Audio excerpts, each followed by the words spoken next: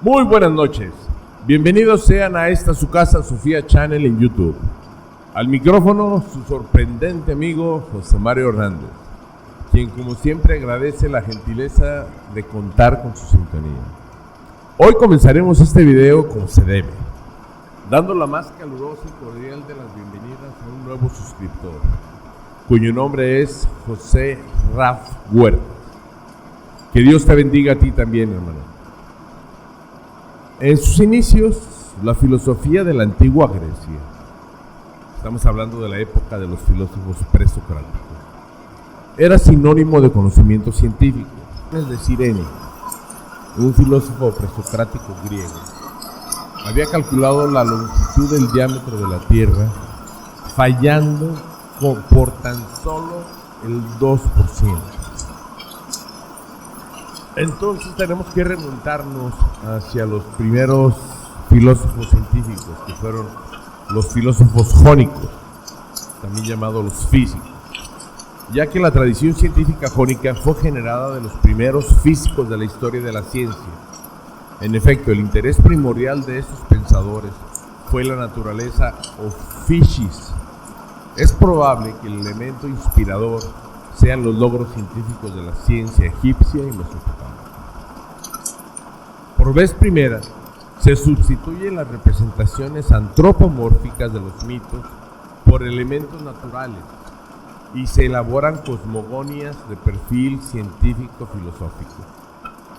Y dentro de los filósofos que de manera individual hicieron un gran aporte hacia la ciencia, aunque después todo este conocimiento se perdió gracias a la Edad Media y a la hegemonía de la Iglesia Católica sobre el conocimiento y a la destrucción de prácticamente todos los libros del conocimiento humano formulado por egipcios, persas, griegos y romanos.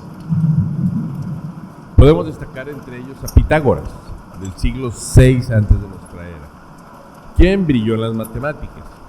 Aunque pocas noticias se tienen de la vida de Pitágoras que puedan tenerse por seguras, ya que el haber fundado una suerte de secta religiosa lo hizo acreedor de una dimensión legendaria cerca de su historia personal.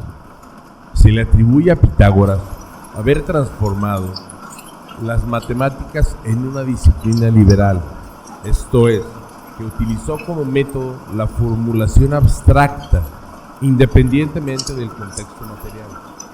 El famoso teorema de Pitágoras, que establece la relación entre los lados de un triángulo rectángulo, es un claro ejemplo de una formulación abstracta.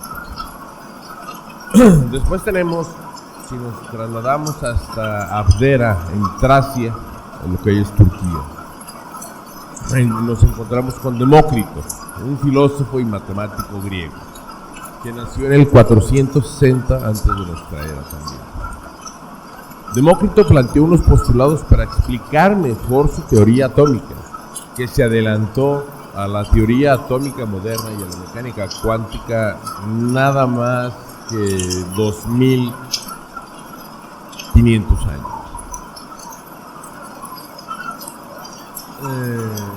Sus planteamientos o estos razonamientos lógicos fueron sintetizados en tres postulados de la teoría de Demócrito, que son: 1. Los átomos son indivisibles, eternos, incomprensibles, homogéneos e indivisibles. Bueno, ya conocemos que eso es incorrecto.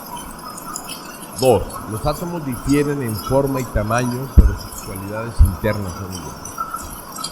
En este punto se anticipó no solamente a la física atómica, sino a la mecánica cuántica, ya que con esta intuición él percibió que todos los átomos indistintamente del elemento que se tratase, sus constituyentes internos eran los mismos.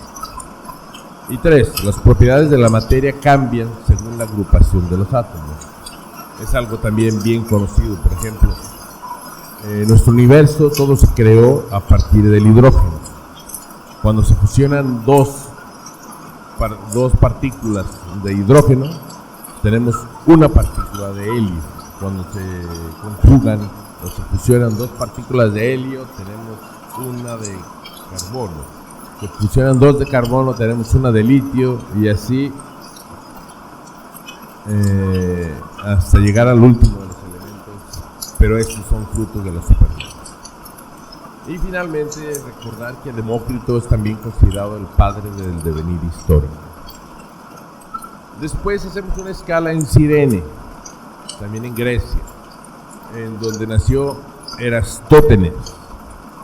Erastótenes fue un astrónomo y geógrafo griego, y que fue en Egipto precisamente en el año 235 antes de nuestra era, donde nació una idea genial para medir por vez primera la circunferencia terrestre. Eratóstenes, mediante el uso de sombras y conceptos básicos de geometría o de trigonometría, encontró una manera de calcular la longitud de la circunferencia de la Tierra.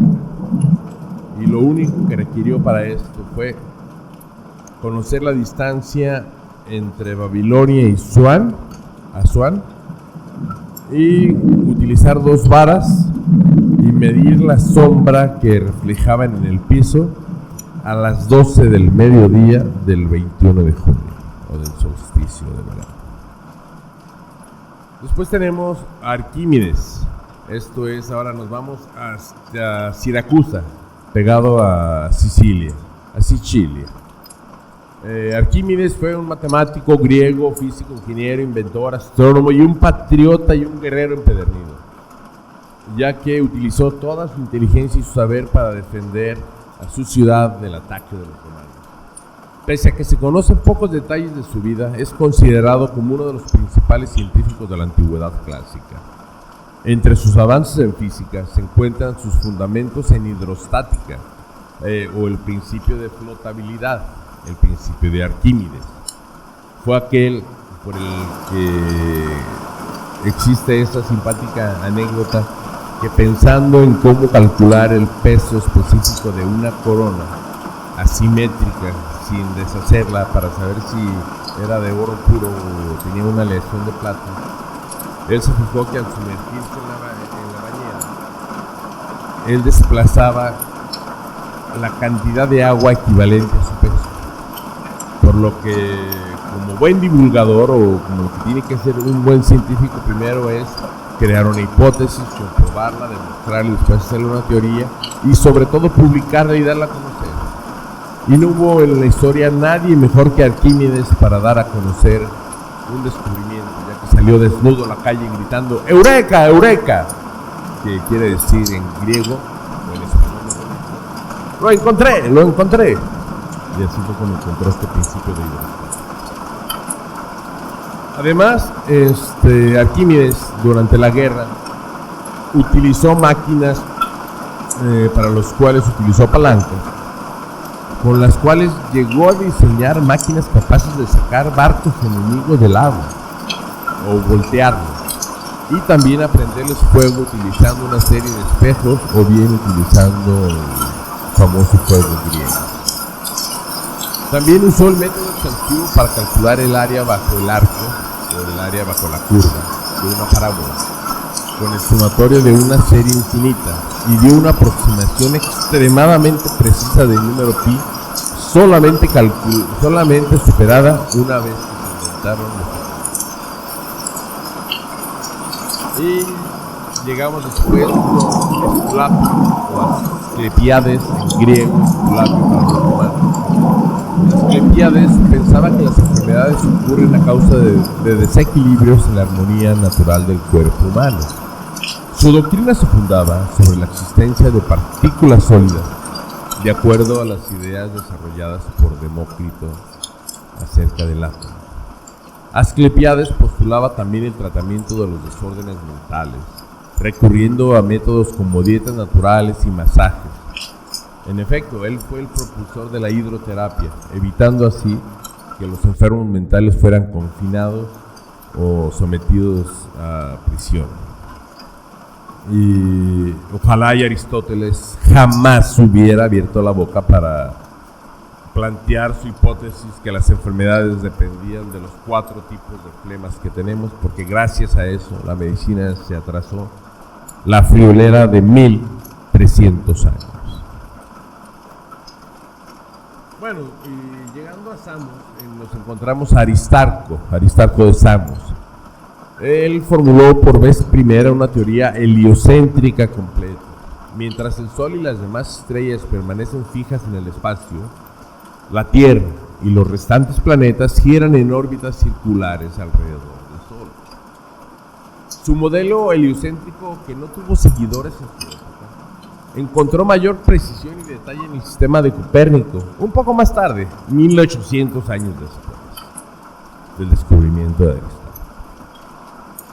Y Aristarco perfeccionó además la teoría de la rotación de la Tierra sobre su propio eje, explicó el ciclo de las estaciones y realizó nuevas y más precisas mediciones del año. Y llegamos a Plinio el Viejo, en el siglo I ya de nuestra era, como historiador, como el primer historiador. Cayo Plinio es el autor de la Historia Natural, donde compila el saber científico más destacado del mundo antiguo en variados dominios como son la geografía, cosmología, medicina, mineralogía, fisiología animal y vegetal, historia del arte. Y es anecdótico señalar que murió víctima de su curiosidad científica mientras observaba con su nieto Plinio el Joven la famosa erupción del volcán el Vesubio, que acabó con las ciudades de Pompeya y Herculano. Es por esto que les invito a que retomemos el espíritu original de la filosofía para unirnos a la ciencia en la búsqueda de la verdad. Por tanto, el video que les he preparado el día de hoy lleva por nombre El origen de la vida en la Tierra. Espero lo disfruten. Chao.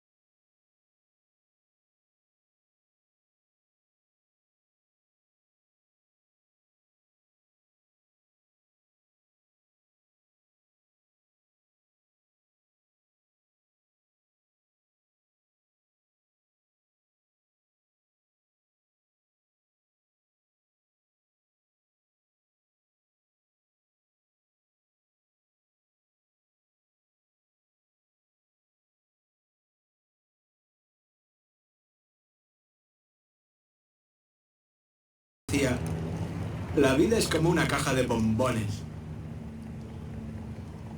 Nunca sabes lo que te va a tocar.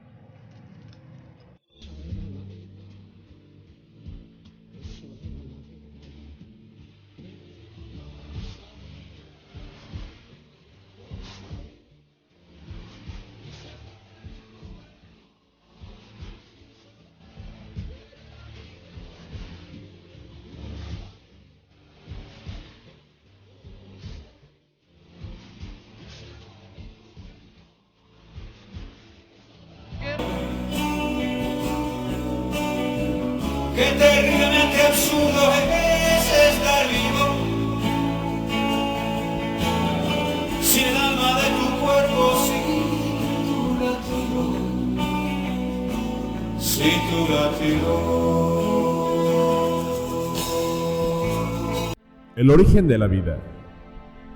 La belleza es el resultado de una selección natural. Sir Charles Darwin. Bueno, para empezar rápido y para entrar en materia, la pregunta, incluso un tanto ofensiva para los biólogos, es la que nos vamos a plantear a continuación. ¿Qué es la vida? Yo sé que todos sabemos qué es la vida, pero por favor, hagamos un experimento mental. Los próximos 30 segundos cierren los ojos e intenten contestar esta pregunta. ¿Qué es la vida? ¿Vale? Corre tiempo.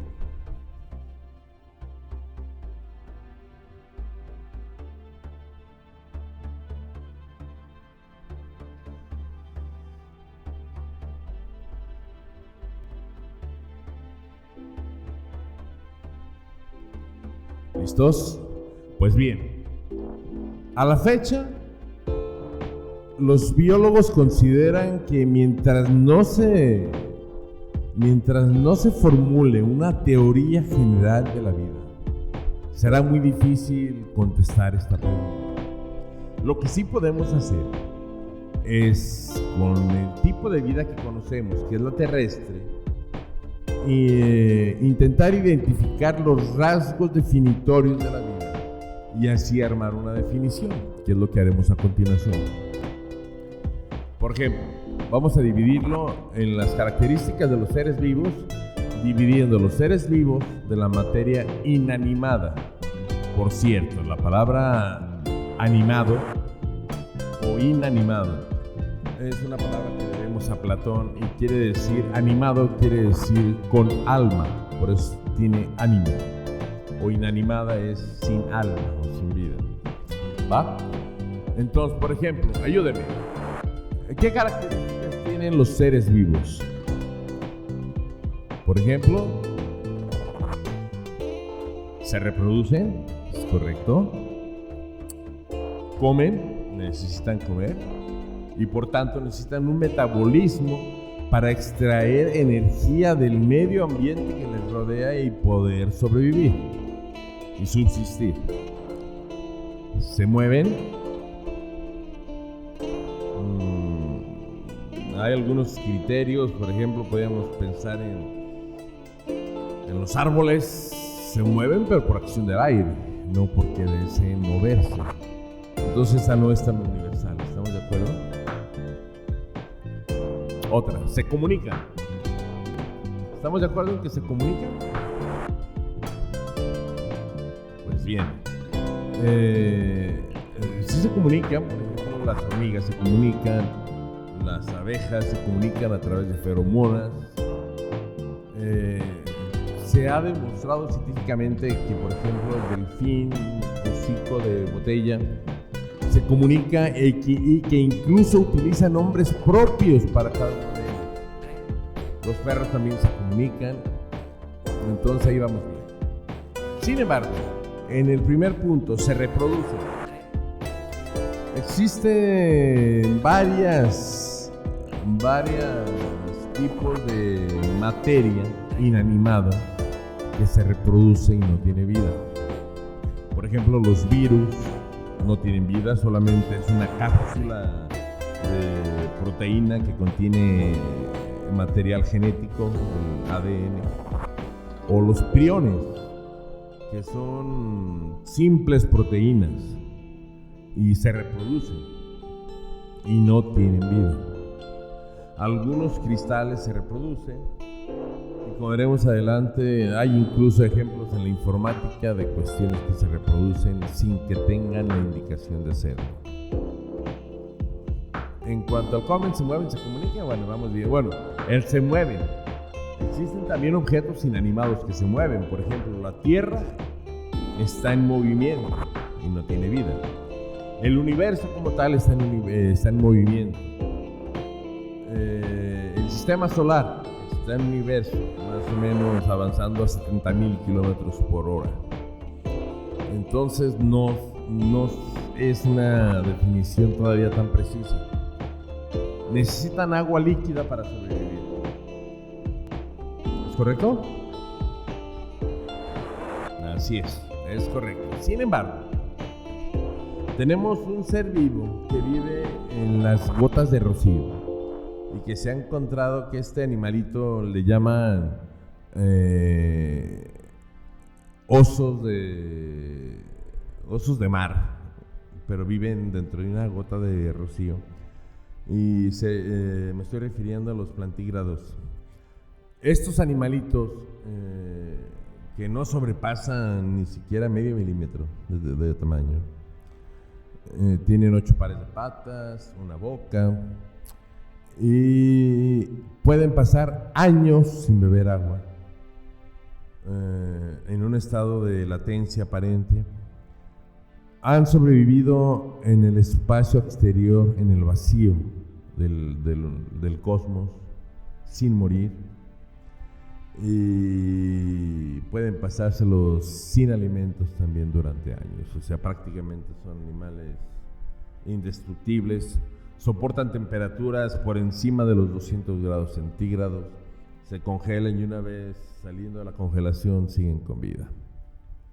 Por estar un ejemplo de un ser vivo que no necesita forzosamente agua líquida. ¿Ok? Necesitan oxígeno libre en la atmósfera para respirar, o oxígeno disuelto en el agua para respirar. ¿Es correcto? ¿Que solamente los seres vivos necesitan oxígeno? Muy bien. Pues créanmelo, esto va a ser un ejemplo curioso porque no hay ningún atributo que no sea sujeto a contraejemplos. En cuanto a que necesitan oxígeno, por ejemplo, tenemos una materia inanimada como es el fuego, que sin oxígeno no se puede dar. El fuego.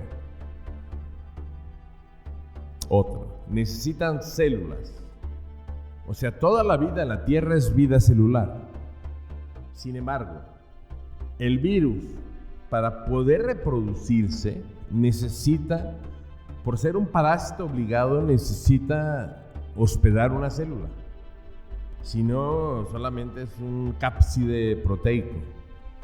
Entonces los virus, siendo materia inanimada, también necesitan células, al igual que los priones, que son simplemente proteínas infecciosas.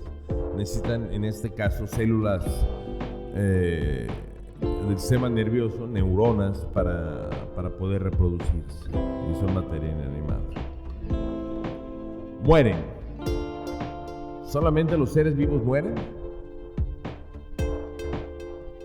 ¿Correcto?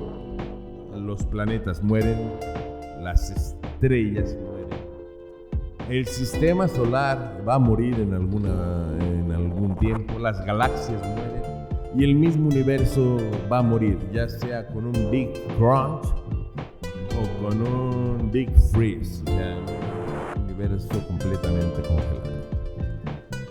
En cuanto al decomen, se me pasaba, hay una materia inanimada que se alimenta. Me estoy refiriendo a un agujero negro.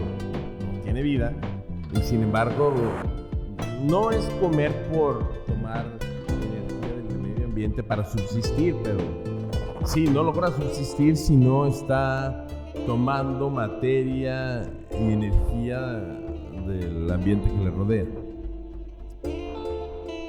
¿Nacen? ¿Solamente los seres vivos nacen? Es correcto, también hay materia inanimada que nace. Los planetas nacen, el universo nació, el tiempo nació, nuestro sol, todo, o sea, tanto seres vivos como materia inanimada nacen, evolucionan. Aquí sería, si me refiero a la evolución como cambios a través del tiempo nada más, podríamos pensar de que, bueno, aunque no sea una evolución darwiniana, pero los planetas evolucionan, los sistemas solares, las galaxias evolucionan, el universo evoluciona. Entonces tenemos evolución también aunque no sea darwiniano, insisto, pero sí evolución como un cambio a través de los tiempos para mejorar. Tenemos que todo en el cosmos evoluciona. Descansa. Bueno, pues ahí sí. Es más, aquí tenemos un contraejemplo. Tenemos una porción de un ser vivo que nunca descansa. Me refiero al corazón. Durante toda la vida de cualquier individuo del reino animal, el corazón no descansa. ¿Vamos? Ok. Ahora, en contraparte, la materia inanimada, ¿qué características tendría? Cuando menos lo que conocemos en la Tierra. Son inmóviles. Bueno, ya quedamos que no. Porque incluso el Sol, la galaxia, las galaxias, las agrupaciones de galaxias, los agujeros negros, todo se mueve. O sea, no están inmóviles. No se alimentan. Bueno, ya quedamos que hasta los agujeros negros se alimentan de la materia vecina de estrellas y de galaxias. No se reproducen. Aquí vamos a ver que hay casos, por ejemplo, hay unos cristales de cuarzo que, tomando un cristal como matriz, se comienza a reproducir a sí mismo de la misma manera tal y como está eso. O por ejemplo, la materia inanimada creada por las abejas, que son los panales, tiene una forma octogonal que es una forma reproducible. Así tenemos. Luego tenemos, no requieren agua o no requieren agua líquida. ¿Quién puede requerir agua líquida como materia inanimada?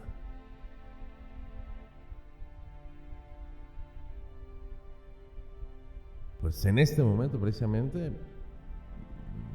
no es una característica necesaria para la materia inanimada. La mayoría de los planetas no tienen agua líquida. No necesitan oxígeno. Bueno, ya quedamos que el fuego necesita oxígeno. No se transforman. Ya dijimos que los planetas, las galaxias, los sistemas planetarios se transforman, incluso el cosmos. No evolucionan, bueno, como sinónimo de, no de evolución darwiniana, pero sí de transformación, bueno, ya lo citamos, y no se comunican entre ellos. Bueno, tenemos el caso, por ejemplo,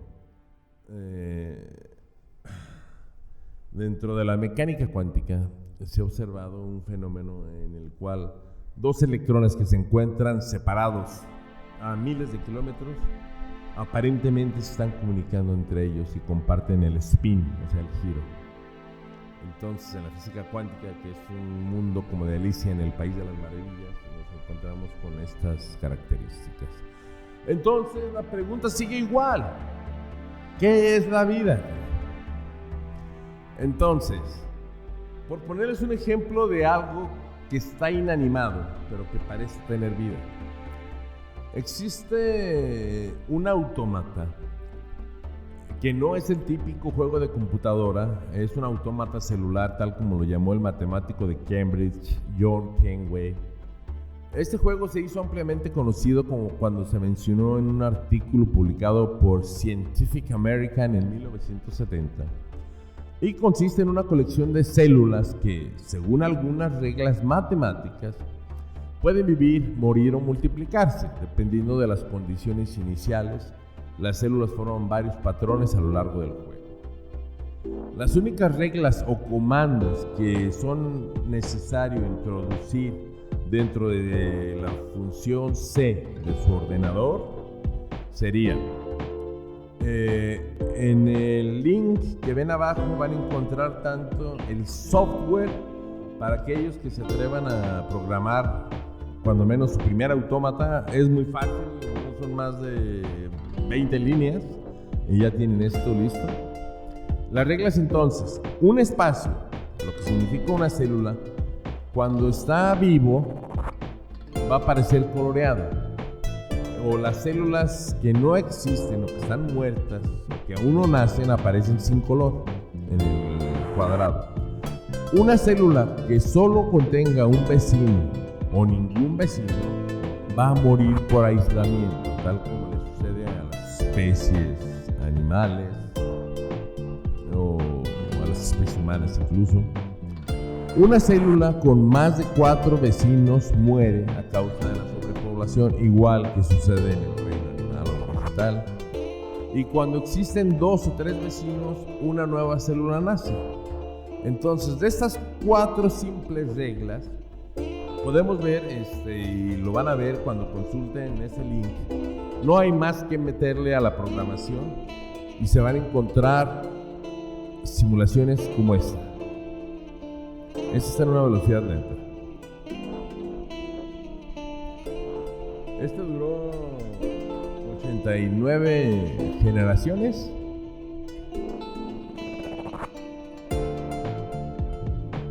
Fue la duración que le di, que fue cuando regresó al número de células original cuando comenzamos. Pero hubo un momento en la generación 7 en donde llegó al máximo.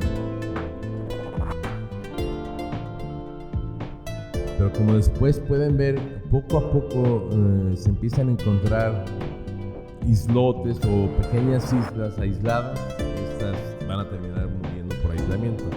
Ahora les voy a presentar otro diseño que hice, pero ya a una velocidad más rápida, casi de 4 generaciones por segundo.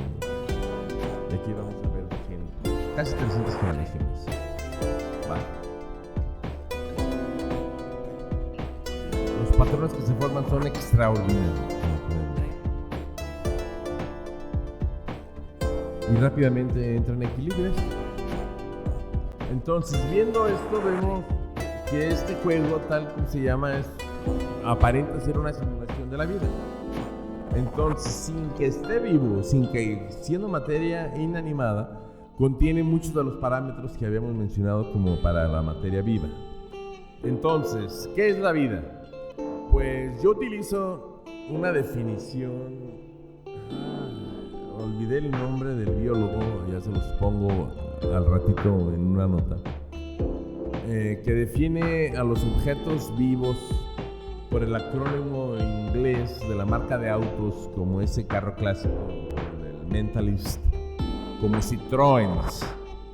Esto es Complex Information Transmitter Reproducible Object with Evolution and Natural Selection, o en español, un objeto complejo que transmite información y es reproducible de acuerdo a la evolución y la selección natural.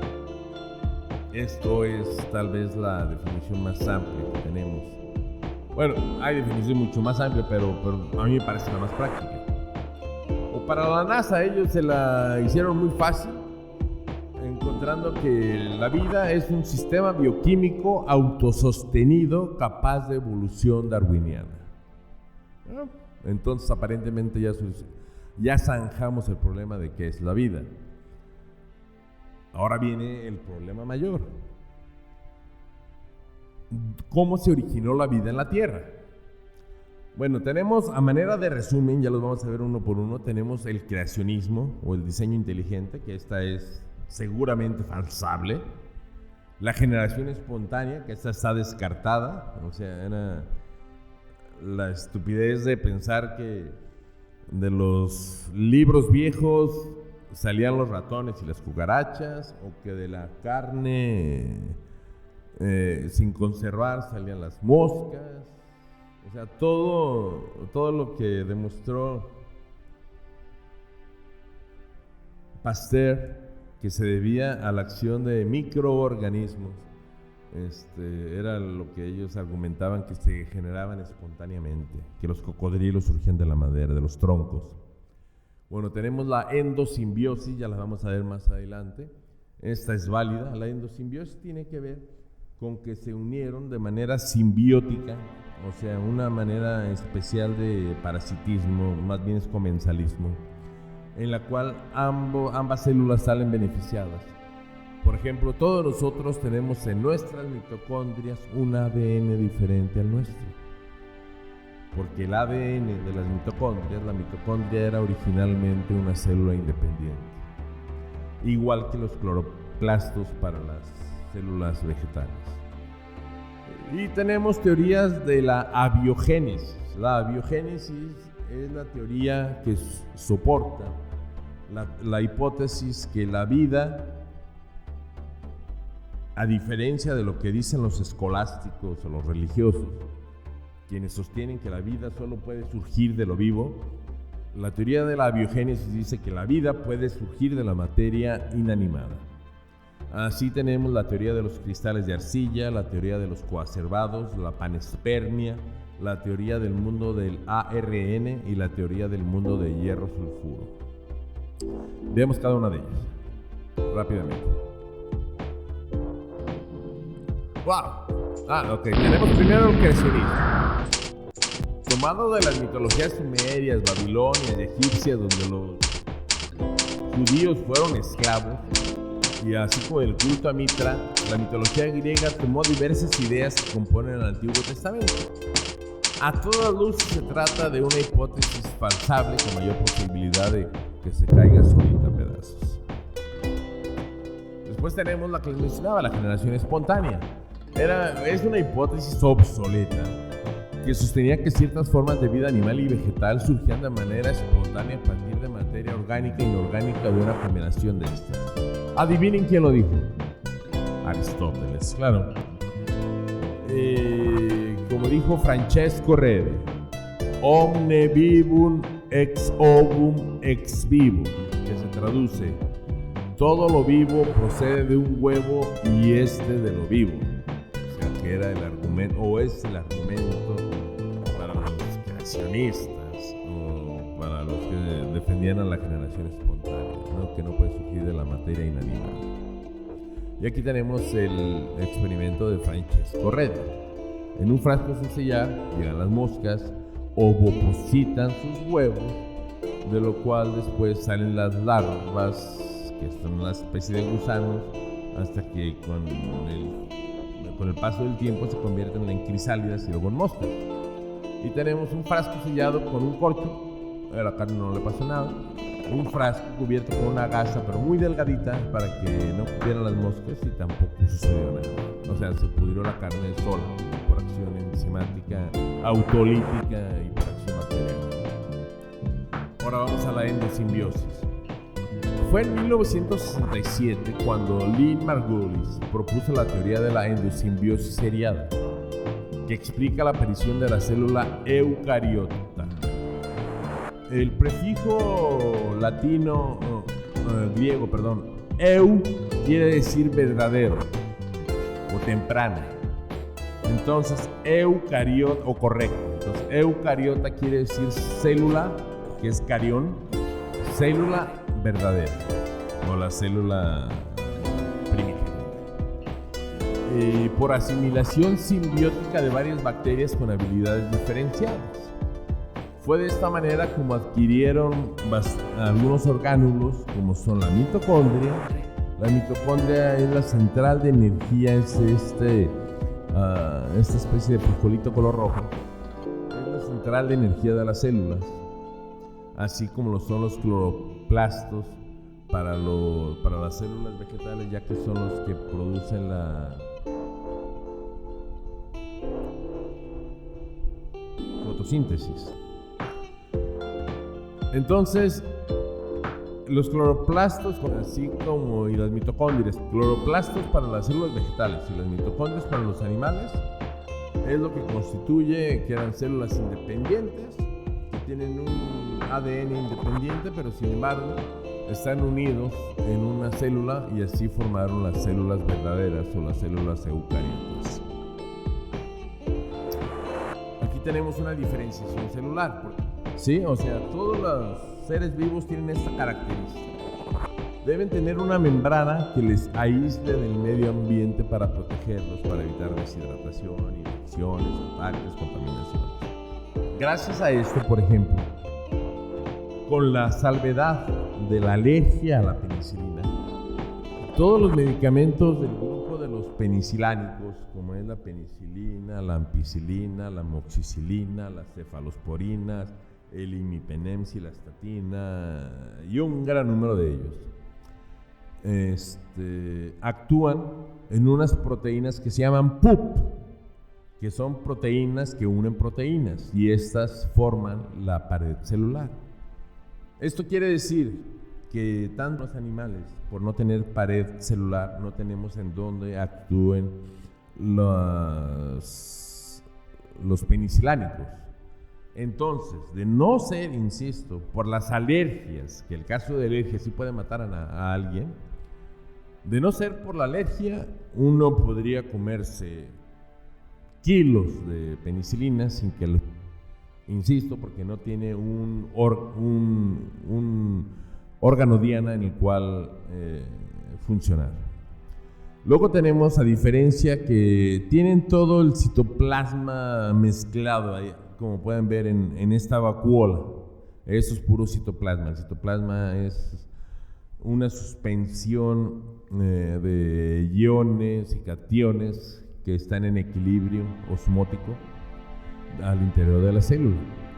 Por ejemplo, el núcleo se encuentra disperso. Por aquí tenemos una parte del núcleo, acá tenemos un cloroplasto, aquí tenemos una mitocondria, la membrana plasmática y el retículo endoplasmático y el aparato de Golgi. O sea, todo se encuentra separado.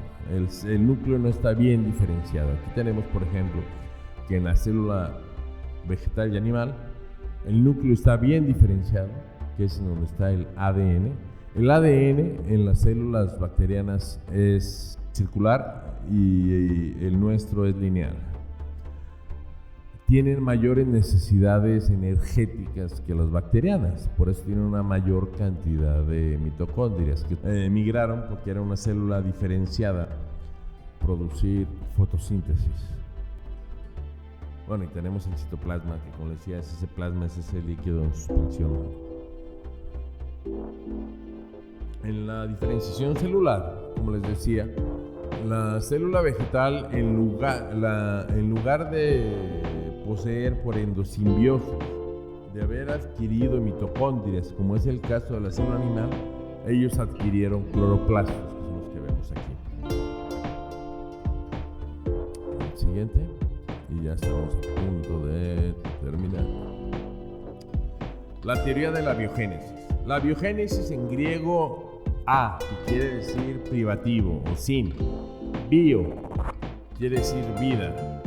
Y génesis, origen, es el origen o principio que se refiere al principio o al proceso natural del surgimiento u origen de la vida a partir de la no existencia de ésta. Es decir, partiendo de materia inerte como simples compuestos orgánicos.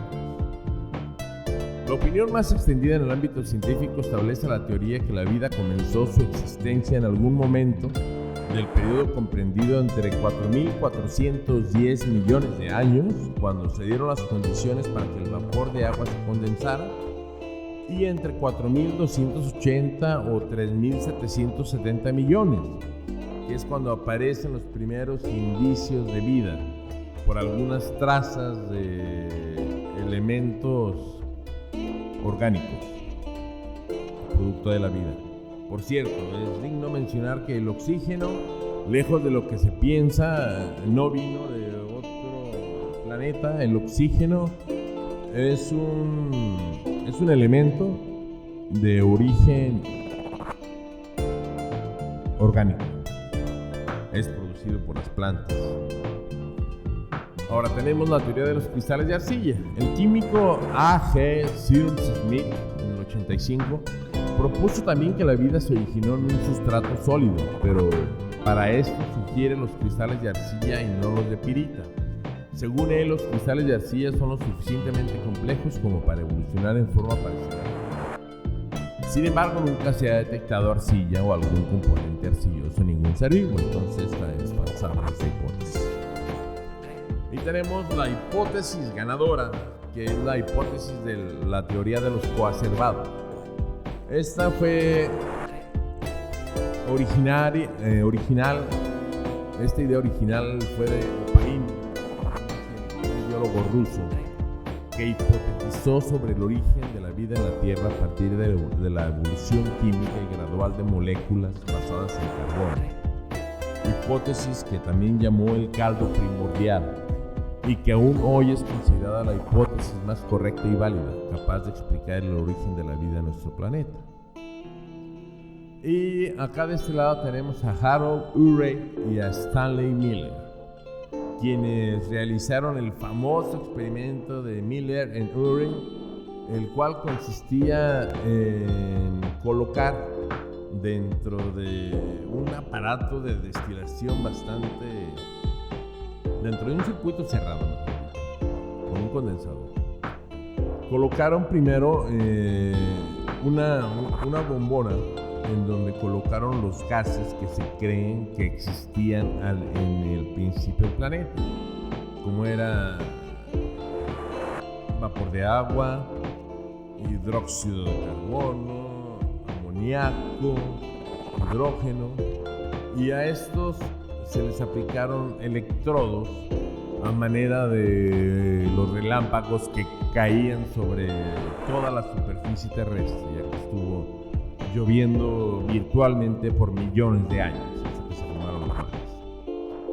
Hay una válvula que es para la entrada de los gases, el condensador que es para que se condensen esos gases en sustancias sólidas, y estas llegan al matraz donde está generando el vapor de agua de ese matraz que contiene agua.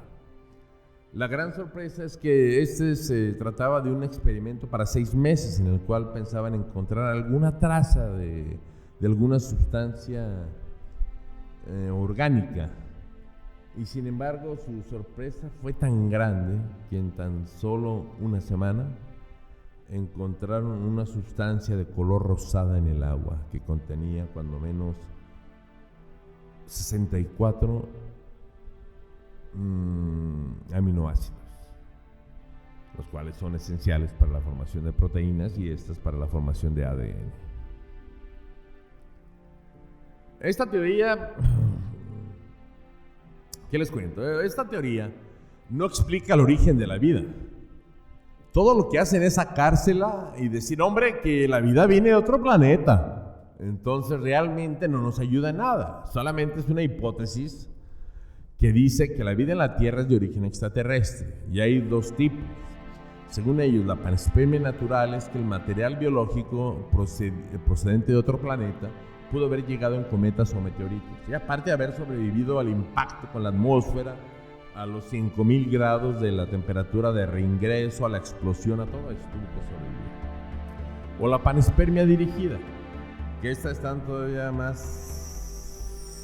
más psicodélicos, ya que dicen, parecen conspiranoicos o anunnakis de estos, que dicen que la vida es de origen extraterrestre, pero se trasplantó a la Tierra al ser liberados a nuestro planeta criaturas alienígenas, para que tuvieran dónde correr estos animalitos. Pero imagínense que que alguna especie extraterrestre liberara en la Tierra tal cantidad y tal variedad de seres vivos. Es tan absurdo como el mito del Arca de Noé, caray. Pero, bueno, es una teoría falsable. Esta hipótesis del mundo del ARN se encuentra actualmente en revisión, y fue empleada por vez primera por el premio Nobel Walter Hilbert en 1986, al hilo de un comentario sobre las recientes observaciones sobre las propiedades catalíticas, o sea, propiedades del tipo enzimático que tienen algunas formas de ARN. Esto es, que el ARN con sus bases nitrogenadas encontraron primero de que existen tanto formas derechas como formas izquierdas, o formas dextrógidas y formas levógidas. Y además se ha descubierto que el ARN regula la expresión génica. Por lo pronto, lo que ha permitido es el desarrollo de medicamentos hechos de ARN, ya que como los ARN son pequeños de interferencia, silencian aquellos genes que pueden ser nocivos.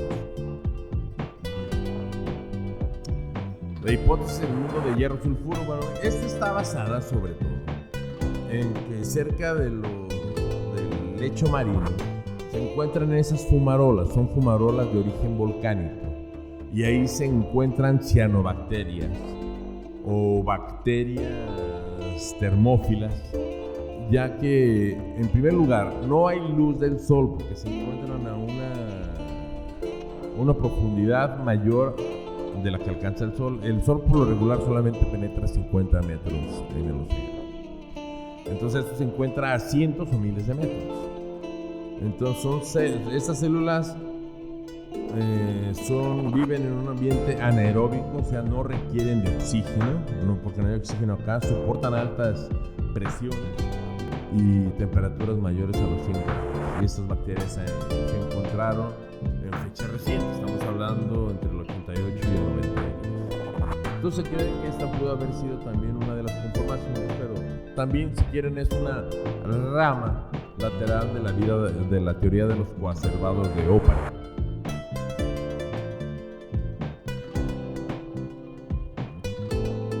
Y finalmente, bueno, les tengo aquí un año completo para poder ver lo que significa la existencia de la vida en la Tierra. Entonces, aquí está resumido 4.400 millones de años en tan solo 365 libros, ¿ok?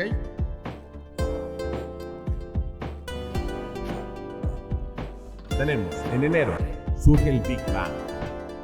En febrero empiezan a aparecer algunas estrellas porque ya se enfrió la temperatura del Big Bang para que la energía se convierta en materia. Primero en electrones, y después formar protones y luego los núcleos. Luego, para marzo, se forma la constelación de la Vía Láctea, que es la nuestra. En abril, mayo, junio y julio realmente no sucede nada, o sea, siguen apareciendo estrellas, constelaciones.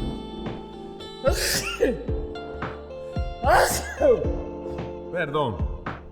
En agosto aparece el Sol, o se forman el Sol y la Tierra. Para septiembre ya se encuentra la primera célula. O sea, fue realmente muy rápido el origen de la vida. Para toda la gente que dice que es tan complicado, vean nada más que en cuestión de menos de 500,000 años ya había aparecido la primera célula. Para noviembre apareció el primer organismo multicelular. Y de pronto llegamos a diciembre, donde es cuando explota, por así decirlo, toda la vida. El 1 de diciembre aparece el oxígeno en la atmósfera. El resto de los días es porque no hay un evento significativo, más que, bueno, siguen apareciendo estrellas, galaxias, cúmulos de galaxias. Y ya nos vamos hasta el 15 de diciembre, cuando se da la explosión del periodo cámbrico. En esta explosión se reproducen de manera brutal, sobre todo, todos los peces del tipo de trilobites, peces armados, o sea, peces con armaduras óseas. Muchos de ellos no tienen ojos. Después tenemos el 16 de diciembre, en la primera gran glaciación, la Tierra se convierte de pronto en una bola de nieve y ocurre la primera gran extinción de 5 que llevamos. Se supone que la vida que actualmente, o sea, todos los que actualmente estamos vivos, todas las especies humanas, animales, bacterianas, representamos el 5% de las especies que han habitado este planeta. El resto se han extinguido en 5 grandes extinciones. Bueno, después, el 17 de diciembre, muy rápido aparece el primer vertebrado. El 20 de diciembre aparecen los primeros animales con 4 patas.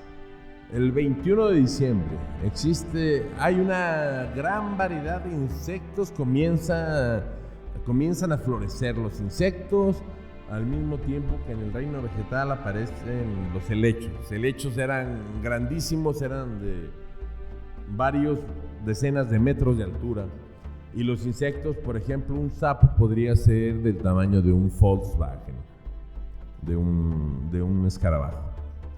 ¿Y esto por qué sucede? Porque los insectos, al no tener pulmones, captan el oxígeno a través de poros que tienen en toda la superficie del exoesqueleto.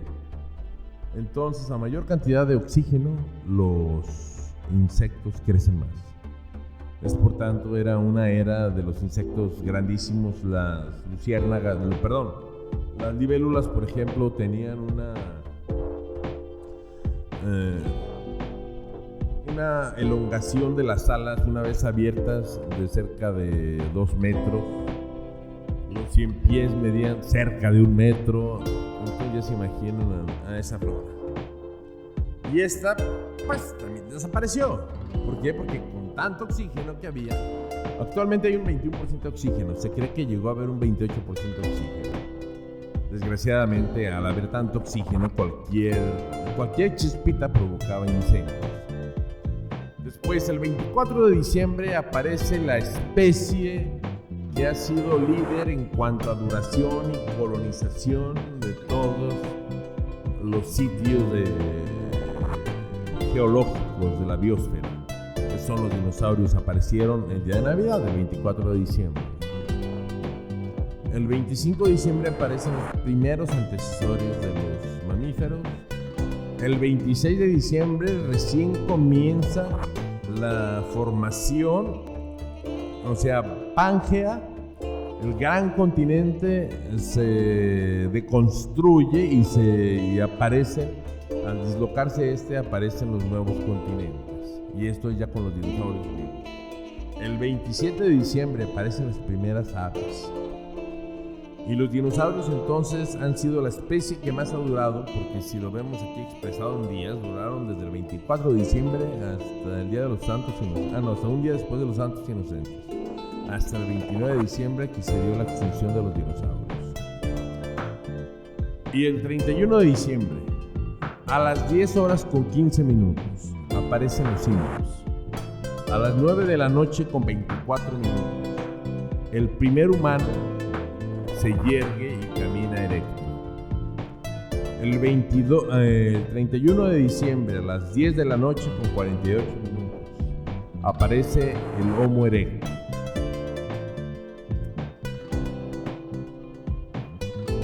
El 23 de diciembre, el 31 de diciembre, a las 23 horas con 59 minutos y 50 segundos, se construyen las grandes pirámides de Gizeh.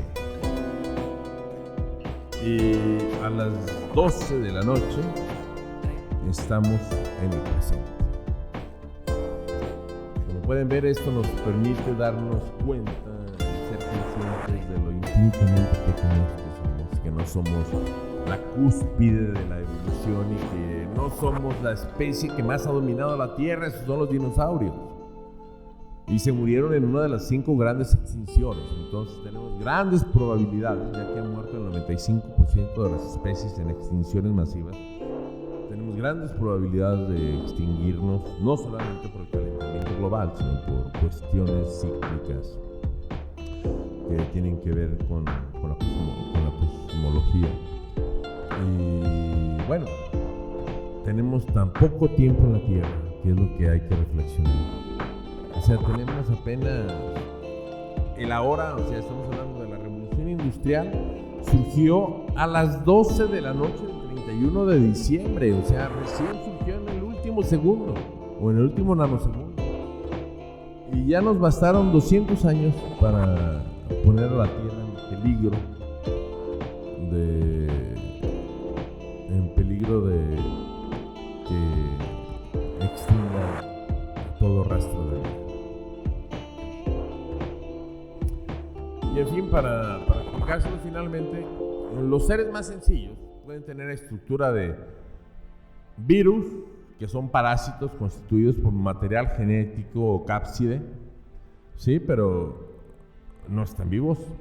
Los procariotas sí están vivos. Procariota, pro quiere decir antes de. Entonces, como la eucariota es la célula correcta o la célula verdadera, la procariota o el procarión, es el antecesor de la célula moderna. Y estas son las moneras, que incluye a las bacterias. Luego, en las eucariotas que ya tienen células verdaderas, tenemos a los protistas, que incluye a las algas y a los protozoos.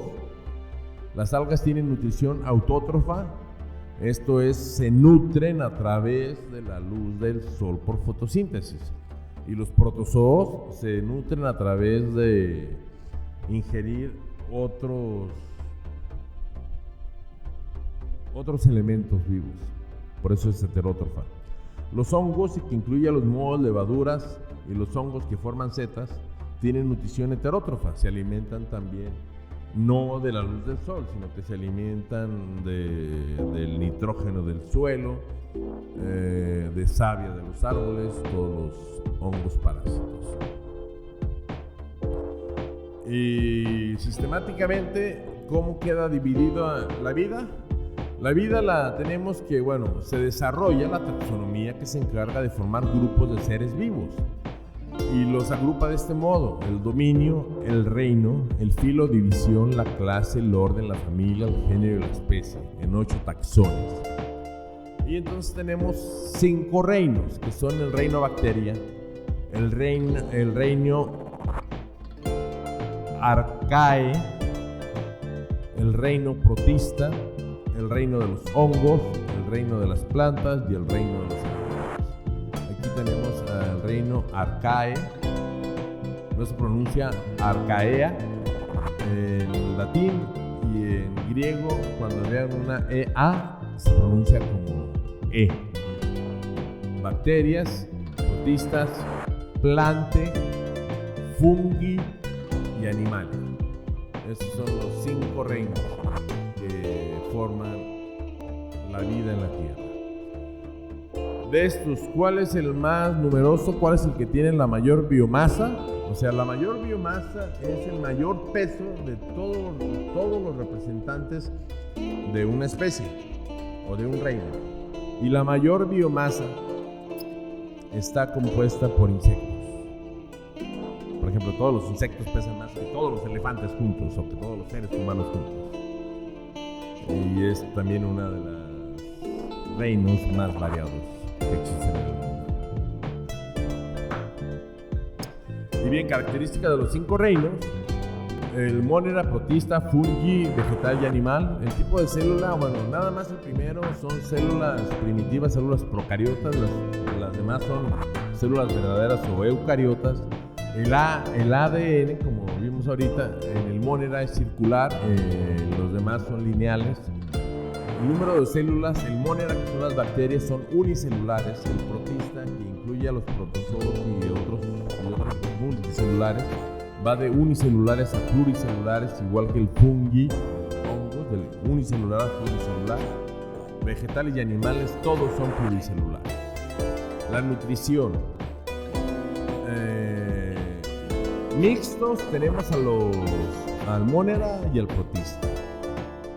Y solamente heterótrofos, o sea, que se alimenten de otro ser vivo o de otro mineral que no sea la luz del sol. Tenemos al fungi, que son los hongos, y al animal. Y el vegetal, que se alimenta, él mismo produce su alimento a través de los cloroplastos y de la luz del sol. Los tejidos diferenciados en el monera no existen, en el protista tampoco, en el fungi no existe, en el vegetal tampoco y en el animal sí. ¿Qué es un tejido diferenciado? El tejido cerebral, del tejido pancreático, del tejido hepático, del tejido renal, por ejemplo. Y la presencia de pared celular existe en las bacterias, que es el monera, existe y no existe en los protistas, dependiendo del tipo. En el fungi existe, en el vegetal existe y en el animal no existe.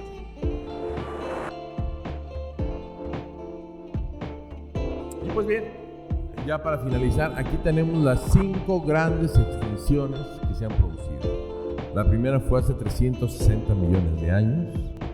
La primera fue hace 444 millones de años, al fin del Ordórico, y este fue por la primera gran glaciación. Desapareció el 50% de los corales y el 85% de la fauna. Hace 360 millones fue la extinción masiva del Devónico. Desaparecieron el 77% de las especies y duró unos 3 millones de años. Luego tenemos que hace 250 millones de años, a finales del Pérmico, ocurrió la mayor extinción ocurrida en la Tierra. En ella desaparecieron el 95% de las especies marinas y el 70% de los vertebrados terrestres. Durante largo tiempo la Tierra fue un páramo desértico. Y hace 210 millones de años, entre el Triásico y el Jurásico, sucedió la cuarta extinción masiva, que permitió que los dinosaurios asumieran el papel dominante durante el Jurásico. Y hace 65 millones de años sucedió la quinta gran extinción, la que provocó el fin de los dinosaurios. Y la sexta gran extinción está en marcha gracias al ser humano y tiene aproximadamente 12.000 años. Comenzó con la desaparición de los grandes mamíferos de los que se alimentaba el ser humano, como era el mamut, el tigre de dientes de sable, bueno, que se alimentaban o que eran enemigos, el tigre de dientes de sable, el tigre de Tasmania, y la lista sigue y sigue hasta las ballenas, por ejemplo. Las extinciones se han acelerado durante los últimos 50 años. Ojalá y después de este repaso desarrollemos la conciencia que el planeta no nos pertenece, nos ha sido prestado. Tampoco le pertenece a nuestros hijos, pero debemos crear la ética suficiente para al menos entregar un planeta a las mismas condiciones que la que lo recibimos, para así legar a nuestros hijos un problema menos. De lo contrario, lo más probable es que nuestros hijos se enfrenten a una vida con un futuro incierto y con altas probabilidades de extinción o de problemas a escala mundial como la hambruna, las epidemias, la falta de agua y la falta de alimentos. En fin, este ha sido su amigo José Mario Hernández de Sofía Channel. Espero que les haya gustado el video. Si les gustó, por favor, compártanlo con todos sus amigos, con sus enemigos, con los que aún no conocen, conózcanlos para que lo compartan con él. Es un buen pretexto para que se acerquen a esta chica que les gusta o al chico que les atrae. Compartan el video y comiencen a platicar con ellos. Quienes aún no se suscriben, por favor, háganlo. A ustedes no les cuesta nada y a mí me ayudan muchísimo. Y por favor, al suscribirse, denle clic a la campana para que les notifique del próximo video. Sin más por el momento, se despide de ustedes su sorprendente amigo José Mario Hernández, no sin antes recordarles: Carpe diem, tempus fugit et nemini parvo. Chao.